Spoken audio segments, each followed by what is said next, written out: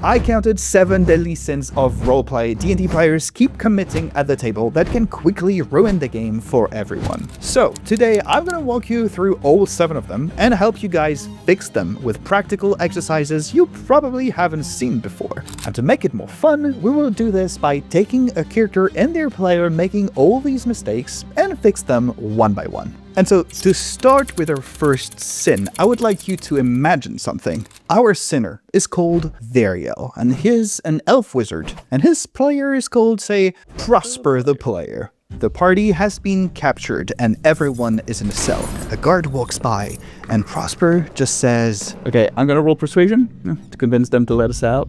And he stops there. Does it sound familiar? Like the guard is right there. They have a name, a personality, so maybe they could be bribed or intimidated. Maybe they could even feel some kind of pity for the party, you know? If Prosper used actual words. But he decided to commit sin number 1 instead. The I roll persuasion sin is when someone at the table is either too lazy or too scared or too bored and replaces roleplay with pure mechanics. I actually think that in Prosper's case, it's mostly because he thought that if he did try to roleplay, the DM would still ask him to roll the dice.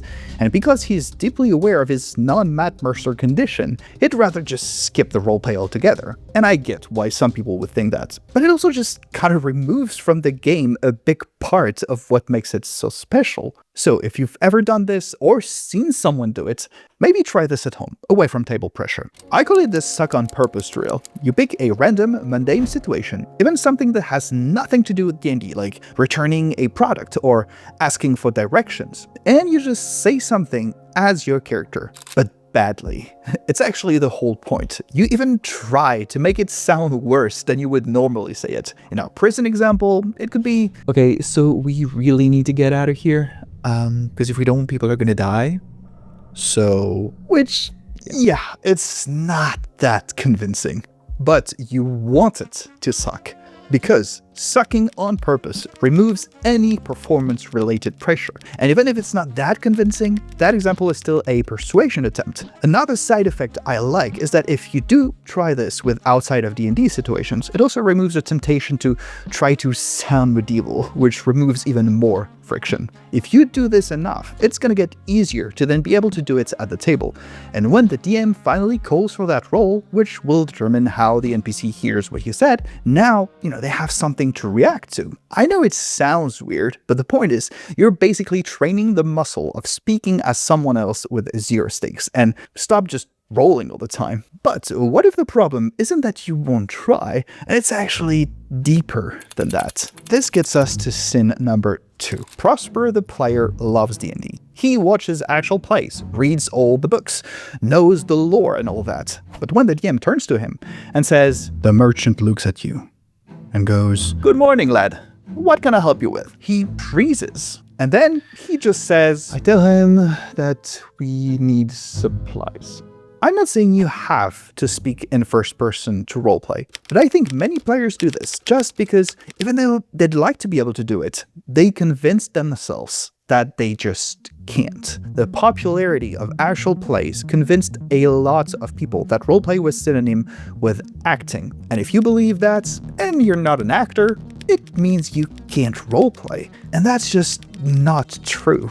Because in the end, roleplay is less about acting than it is about making decisions, which you probably know how to do, and does not require a cool voice or improv talent.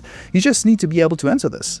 What does my character want, and what will they do to get it? You can add stuff on top of that, like accents and all, and that's what's easier for actors, but it's optional. I think most really good improv and acting people would actually agree with this. Brennan Lee Mulligan, for example, the current DM of the biggest actual play in the world, has this metaphor I really like about characters being stained glass. He explains that to him, the player is the light behind the glass, and the character is the shape and color that modifies it when it passes through, like some kind of filter. So if you want to get better at this, try the character interview method. You just pick 5 questions that are a little outside of the typical character creation questions, like, for example, what keeps the character up at night? What do they think about spicy food? What did they assume was true as a child and now find ridiculous? And you answer them in writing, again, at home, away from pressure. This trains you to feel your character's personality away from plot, and to look at the less obvious aspects of their personality. It allows you to deduce personality traits from specific questions.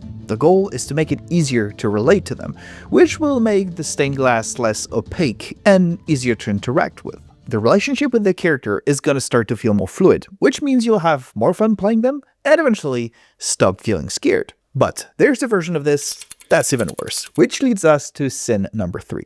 But just before, I want to tell you that I made a full workbook with many ways to practice the exercises I mentioned in this video to help you get better at roleplay. It comes with a practice log, many fun questions and situation examples to put you in a creative mood, and it's available to my patrons on Patreon. There is even a free sample version for free members if you're curious and want to check it out. So just click the link in the description and let's keep going. So for sin number 3, I would like you to imagine something. Say the party just had one of those brutal fights. The cleric barely made it out alive, and the warrior's player turns to them and says, in character, "Are you okay?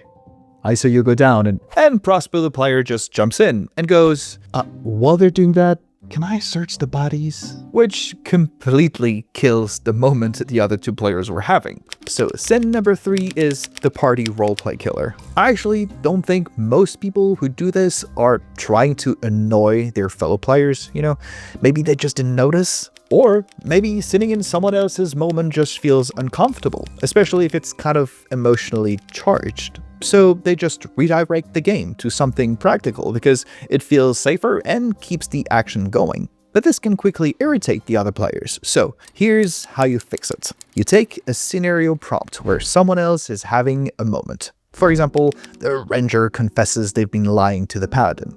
Then you set a 2-minute timer and write down 3 possible in-character reactions that do not take the spotlight. A one-line response, a physical gesture, and an internal thought you'd express through body language. And the constraint is that none of these 3 reactions can include a question or redirect. What this does is it preloads a mini library of reactive options in your mind, so that when a situation involving other players arises at the table, your brain has something to reach for and does not automatically go into take over or redirect mode. Okay, cool, but unfortunately, the next sin is both more common and worse. Imagine this. The party just arrived in a new town, and they go to the tavern. And the innkeeper is a friendly dwarf gentleman who, upon seeing Variel, greets him with, "Oh, hey, Master Elf.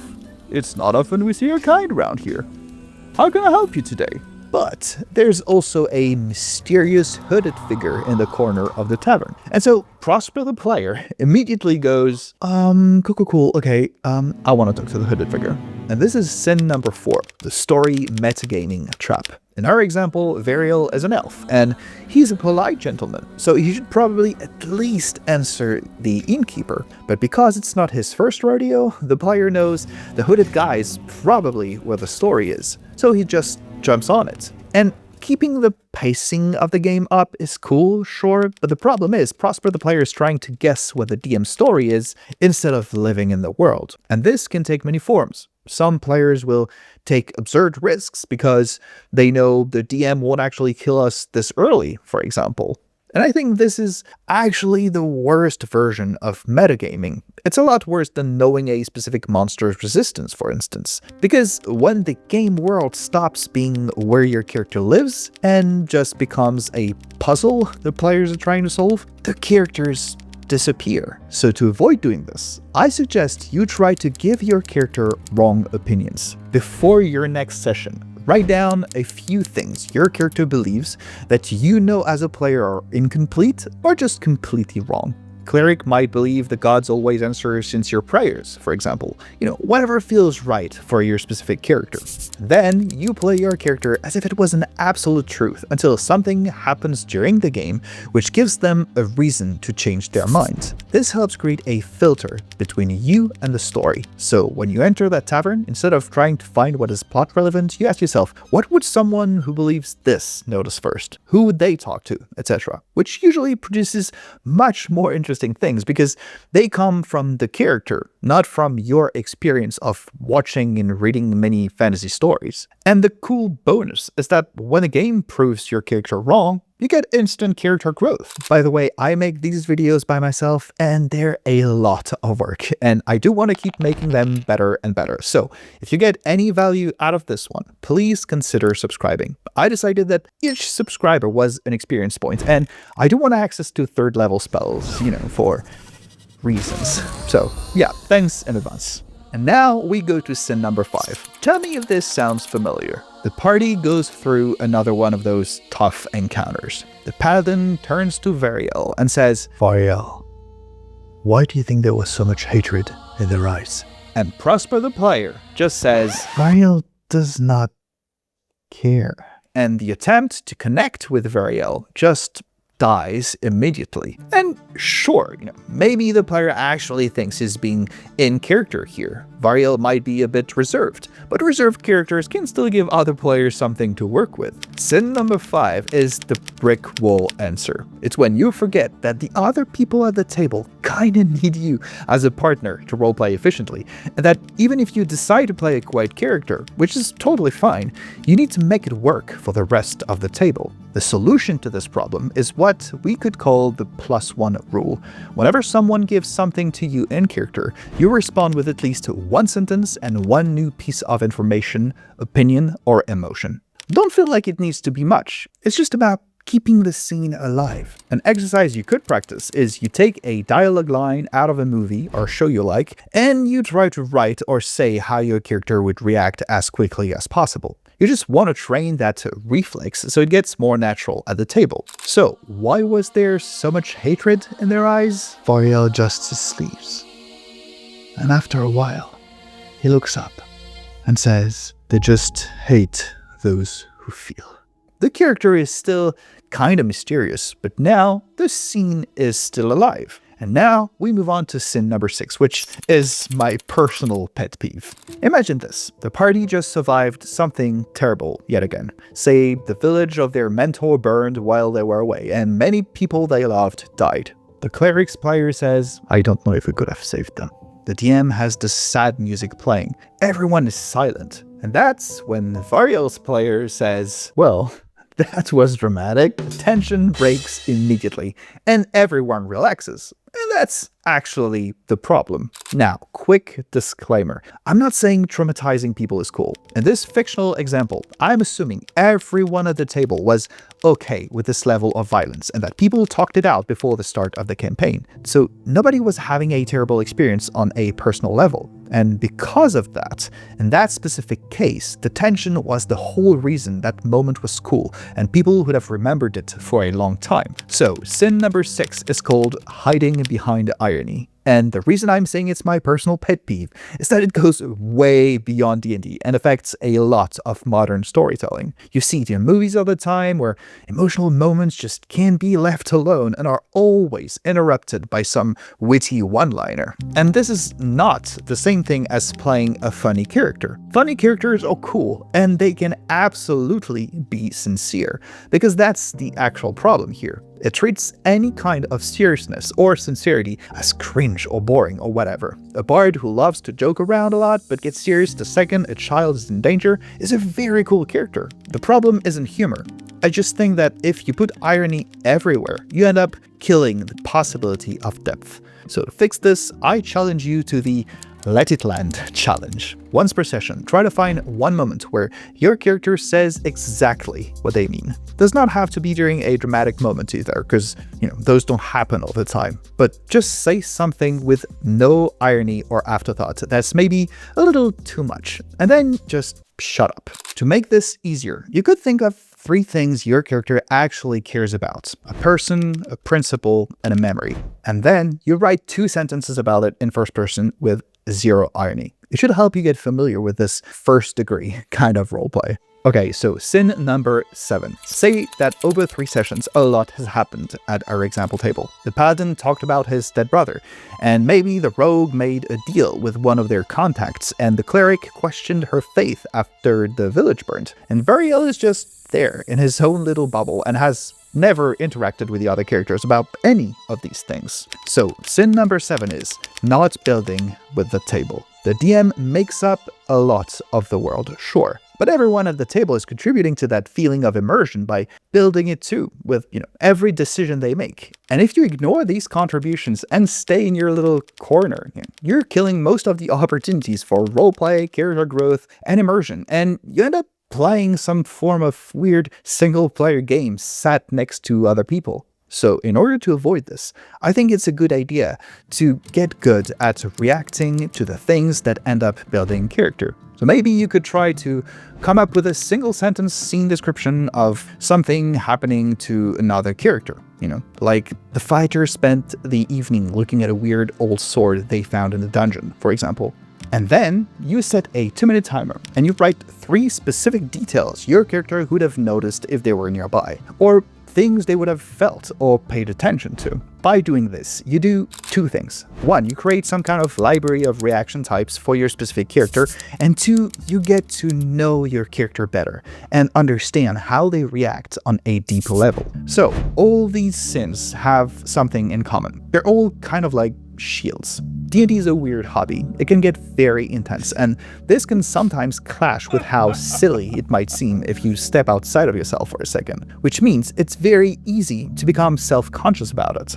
And roleplay is where this self-conscious thing tends to resurface very quickly. So even if you're not a toxic player and don't want to ruin the experience of the entire table, and you do want to give it your best and be a good gaming partner, you might put up a shield, to avoid feeling these things, as they can get a bit uncomfortable. But if you manage to avoid these mistakes, I promise you'll have more fun, and you will be more fun to play with.